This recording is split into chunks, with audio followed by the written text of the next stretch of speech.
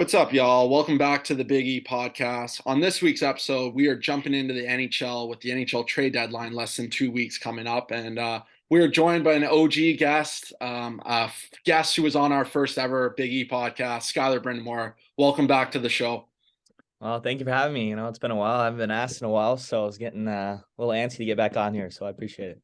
Yeah, our dedicated viewers have made a few requests to get you back on for the trade deadline show, which was also our first show of the Big E podcast. So kind of a full circle moment here, but let's jump right into things. NHL trade deadline coming up here. A lot of names being thrown out and a lot of big names. One of those was Bo Horvat, who we saw get traded to the New York Islanders before their All-Star game. Now looking into this year's trade deadline coming up, give me a few teams, or one in particular, who you're looking at to make some moves, and what players are you looking for them to kind of deal for? Yeah, well, obviously, the Biggie podcast fans have heard me talk a lot about the Canes, and so I'm going to start there. I think, they're a team that needs to make a move, in my opinion. I think, obviously, they've seen have their success in the regular season. They had a great year so far. I think they have a really good team. But I just feel like they're missing a critical piece, a big name kind of player to fill in that top six to really take them over the hump in the playoffs. Saw it last year against the Rangers. I think, they just had a little more talent. And like when playoffs come around, like it's the little inches. And I thought New York kind of won that series because their power play was lethal. And because, you have Panarin and you have Zibanejad, and, we see what they did already with getting Tarasenko in the fold too. So, to me, I think their Canes are a team that really need to go out and get a big fish. And, there's none bigger than Timo Meier from San Jose. And I would really think I really like his addition to the team. Obviously, every team that's in contention is going to try to get this guy because obviously, he's a great player. He's still young. He's got, RFA rights. So he's not just a rental for 1 year. You'll be able to tag him and bring him back, obviously at a steep price of his $10 million, I believe. But to me, he's the perfect kind of player because he's big, he's strong, he can play in the playoffs. Ideally, I think the Canes maybe would want like a second line center to pair with Aho and Stahl, and but I don't know if that's on the market really anymore. You mentioned the Bo Horvat trade. I think he would have been the ideal piece to get if the Canes could have somehow pulled it off. Obviously, kind of know why now. With him signing $8.5 million, I don't think that was really in the budget for the Canes. So I understand why they didn't go that route. But I do think like he would have been the perfect piece. But so then you have to move on. And I think Timo Meier's definitely at the top of the list. And then obviously it's going to be hard to get him because everyone's going to get him. So the next guy that I kind of really pointed out was Patrick Kane. I think they need a game-breaking type talent. And obviously we know what Patrick Kane can do. And the other thing with him is Canes aren't necessarily really into rentals in the past. They haven't really taken guys that, are just for rental. But with their cap, and they have guys that need to resign after in 2 years. Like I think a rental isn't a bad play. Now the biggest kind of thing with Patrick Kane is, does he want to come and where does he want to go? Because he's kind of got he's got all say in where he's going, and I think he kind of make a trade easier for the Canes if, say, he goes to Chicago and says, I want to go to the Hurricanes.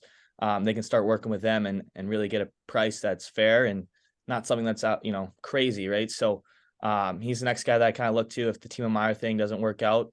And then just quickly, I know I'm going on here a little bit too long, but I think they also really need to try to find a D-man. Like they need a stud D-man.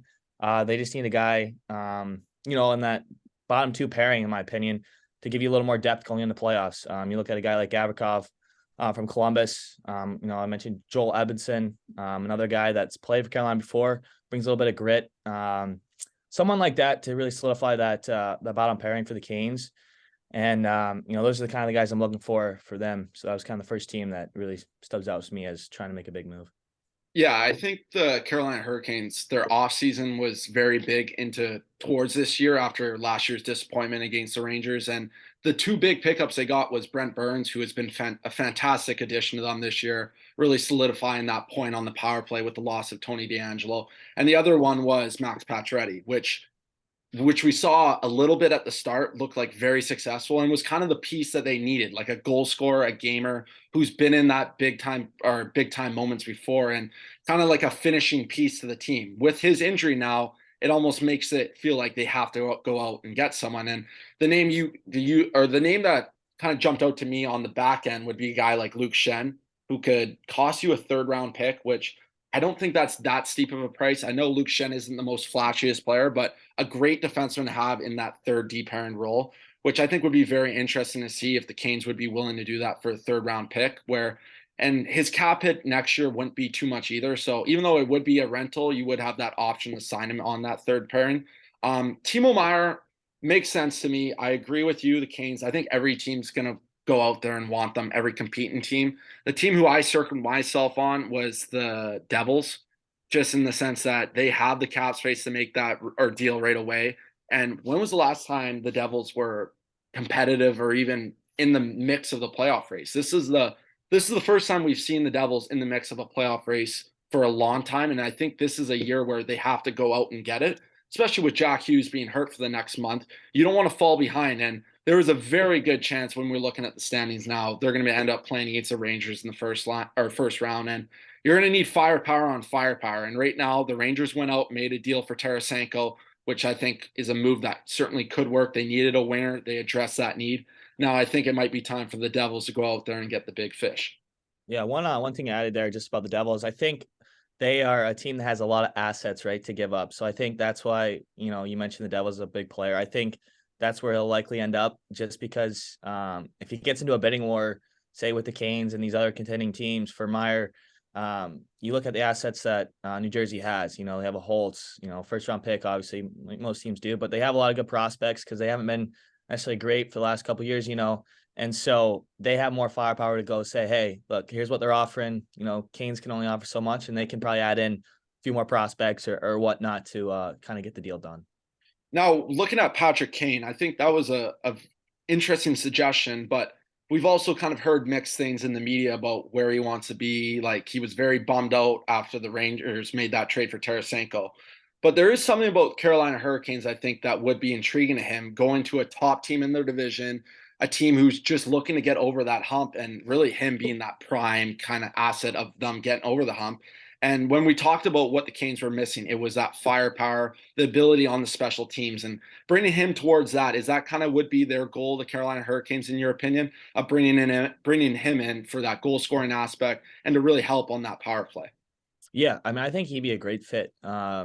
Obviously, once he gets there, I think you have to figure out a way to kind of mix it all in. If they're top six, right, you have to figure out the center maybe going forward. If Kakiyama can be that guy, or if they need to, fill void somewhere else. But yeah, like you said, I think the big thing with the Canes, and we saw it last year in the playoffs, is I think they need a little more firepower. They need someone that can be a game breaker, especially on the power play. I think, like I said, that was a big difference in the playoffs for me. Was the Rangers could score on the power play pretty much at will. It seemed like.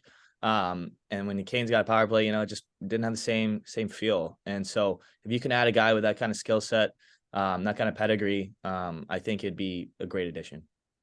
Yeah, I'm totally on board with that. Let's move on to a Western Conference team who made it to the conference final last year, the Edmonton Oilers. In the midst of a playoff race right now, they're on the comfortable side in a spot right now, but this Western Conference is very tight for those last few spots. And it feels like this is the year where they're going to make a splash in the market. Last year, their big splash was off free agency getting Evander Kane. But this year, I'm looking at a defenseman for them, Erik Karlsson. Big cap hit, but that is something San Jose said they're going to be willing to take some of it off.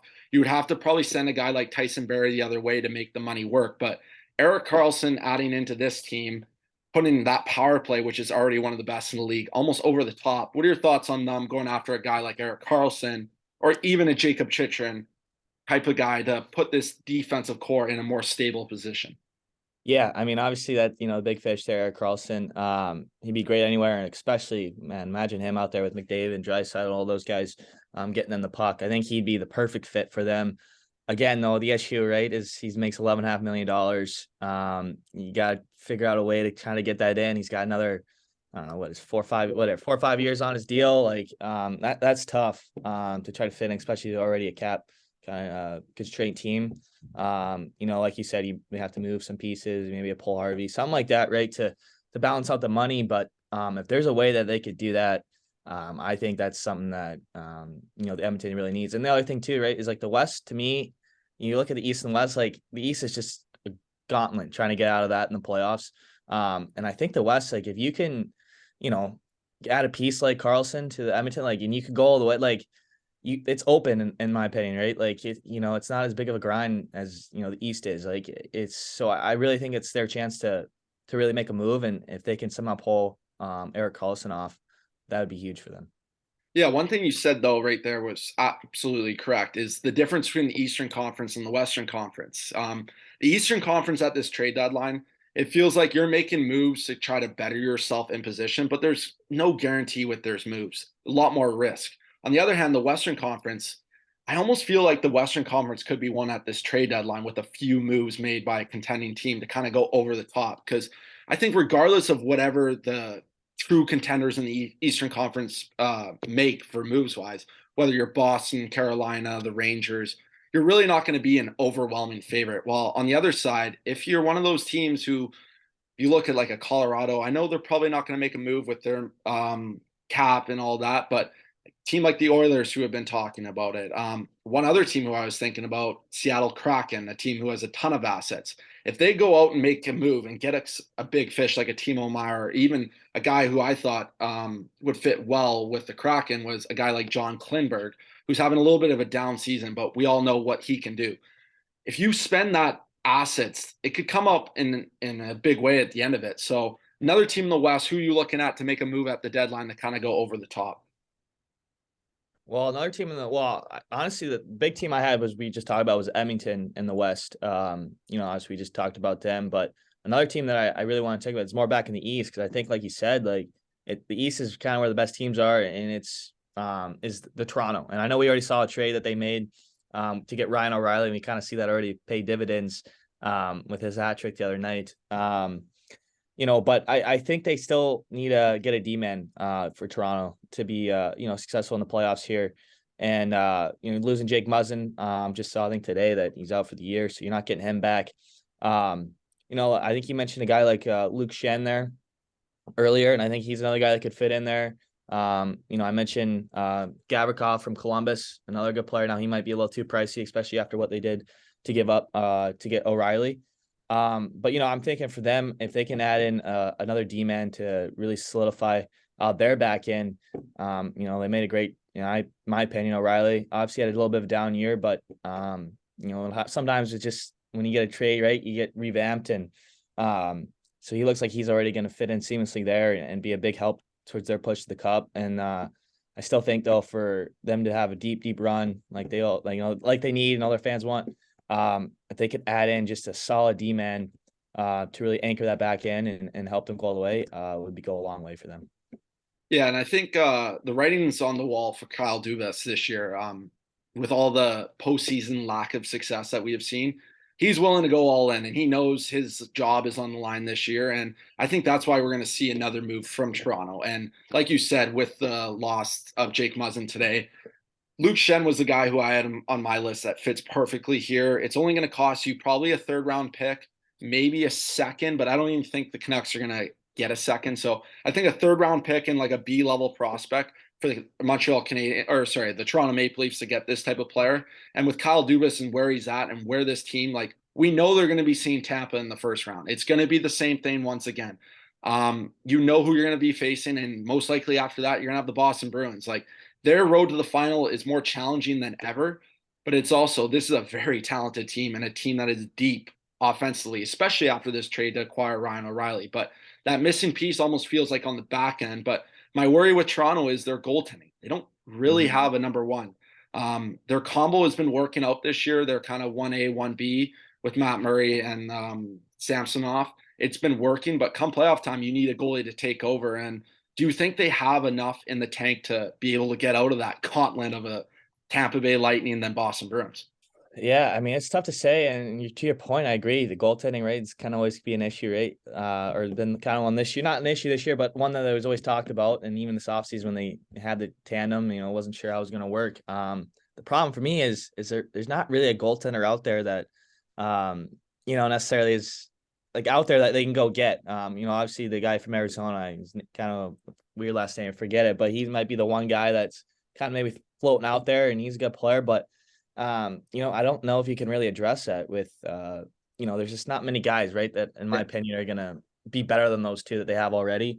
So yeah, I mean, obviously I love the O'Reilly trade. I think that's huge for them. Like you said, Kyle Dubas went all in as he should. If they don't win this year, he's probably gone. So you might as well forfeit a little future assets to see if you can save your job. But no, but I think they do have enough. Like, they have enough talent. We know that. We've seen that. And if they can go out and just solidify that back end a little bit, you never know. And again, the East is crazy. Any team could go. It's gauntlet. But I do think they have enough if things kind of go right, and if they can add another D-man, I think that would go a long way. Yeah, no, they're not going to be able to fix that goaltending. Like, it's not even an issue, but you're not going to get anyone better. They've made their decision. They stuck to that in the offseason. These would be the goalies. And time will tell if those two goaltenders worked out. I know a move that I thought was a good move was the Jack Campbell move to Edmonton this offseason, and that's kind of blown up in their face. I remember you were not a fan of that. So credit to you on that one. But so right now, Kyle Dubas has made the right decisions when it comes to the goaltending position so far. But time will tell if that will actually end up working in the long run. But now let's kind of move on. I know we're kind of just past the midway point of the year in the last kind of quarter stretch. I want to ask about your contenders. Who do you believe right now is going to make it out of the Western Conference? Is going to make it out of the East? Give me your Western Conference final, your Eastern Conference final. I know it's early, but people want to hear it. What do we got? All right. Well, it's a tough question, right? Yeah, For three the quarters, but early one. Yeah. For me, the teams in the East, like, we talked about it, like, it's just so you never know, right? It's so many good teams there. But I'm gonna go off. Well, I think Toronto gets it done. I think they get into the conference finals, and I'm gonna go with my boys. I'm gonna go with the Canes too as well. I think they're I have to. No, I think they're gonna make a move. I think they're gonna add something, and I just love that team. I think it's meant for playoffs if you can just get a game breaker. And I think Toronto, for some reason, I think it's like time. I think they're gonna figure out a way to get it done and get to the conference final. The West, that's tough too. I Here, like let the me comment. Let Stars. me comment on your East quickly. I'll give Go you ahead, go mine. ahead. I do agree with you. There's just so much randomness and like luck that comes with playoff hockey. Like, we know that it's a lot different than like NBA, NFL, where a lot of times the better team is going to win just based off of their players they have. Where hockey's a totally different game. Like, you can show up. The difference of level of players too is so small that you see such tight games and upsets so often. So I'm going to go the Rangers out of the East Conference, or their division, to make it against the Boston Bruins. The Rangers, I think, just when you look at their back end, they have six really solid D. Their top four is incredible in my opinion, and their bottom two is very underrated too. Kind of a young defenseman they have back there. But then you look at their goaltending, the strongest in the conference in my opinion, a guy who is going to show up. He's done it time and time again in Shesterkin. I like the Rangers to make it out of their side. The other side, I think the Boston Bruins. I mean, how do you bet against them right now? Another big part of it is they're going to get a wild card team, which is very important. I think that also helps Carolina Hurricanes, where they'll probably be getting a team like Pittsburgh compared to a team like the Rangers or Devils in the first round. So that's big. So I like Boston to make it out, and I think Rangers win in that matchup. For some reason, I had a weird feeling this is the year the Rangers make it. I hope I'm wrong because I do not like the Rangers, and I'm actually got a guy on my team right now who's a big Rangers fan, and I hear him talk about them Right. all the time. But I don't know. I got a weird feeling. I hope it doesn't happen. I hope Carolina is able to get their revenge in the second round, but that's my feeling right now. Now, Western Conference, what are you thinking? Western Conference. So I think, like you mentioned earlier, I think it's a lot predicated on this trade deadline, and I think you made a great point there. Like, it's if you can make a addition here, like, it's it could be huge. And so I'm gonna go with the Edmonton Oilers. I think they're gonna do it. I think they're gonna make a big splash here, add somebody big. I don't know if it's gonna be a Carlson. I'm not sure, but I think McDavid's gonna just, I don't know. I just have a hard time betting against McDavid. I think he's gonna figure out a way to lead that team to the conference finals. If they can get just solid goaltending, it's maybe kind of a question mark, right, going into it. But if they can do that, I think they'll they'll be fine.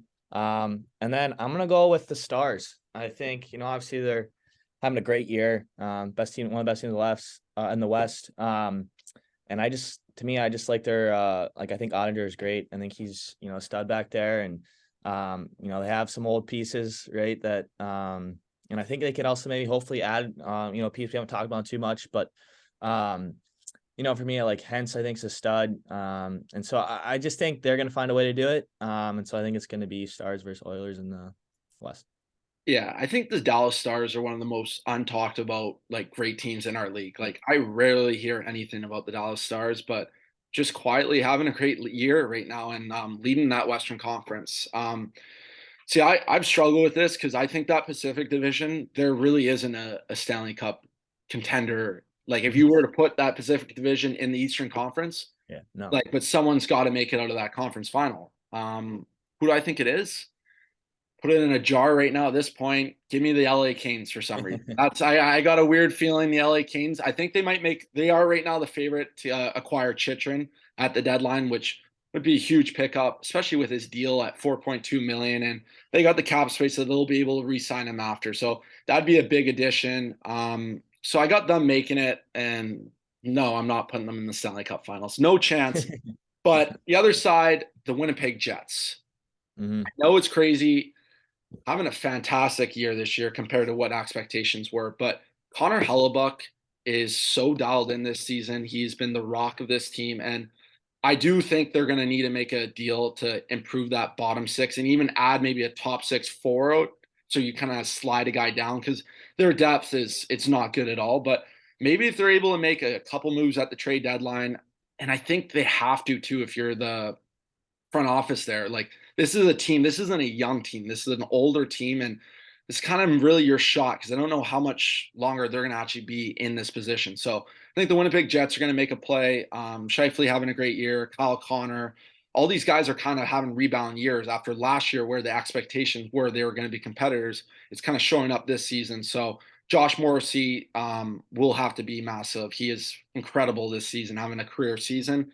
So I got the Winnipeg Jets going to the Stanley Cup Finals against the Rangers, and I'm going to have to say the Rangers are going to win that. But that is my Stanley Cup prediction. Come back to this. When's the Stanley Cup Final? April? No, January, February, March, April, May, June. June, yeah, June. June. Come back to this late June. Jets, Rangers Cup Finals, and you got Carolina and Dallas. Um, yeah, I'll go Correct? Carolina Dallas. Yeah, we'll go Or, with or that. who did you have winning? Dallas or I honestly, I didn't want to pick. I you didn't don't think you were want gonna pick to here. Maybe put me on give the me a pick spot. here. Who do you? I mean, Oh, let's say the Oilers pick up Erik Karlsson.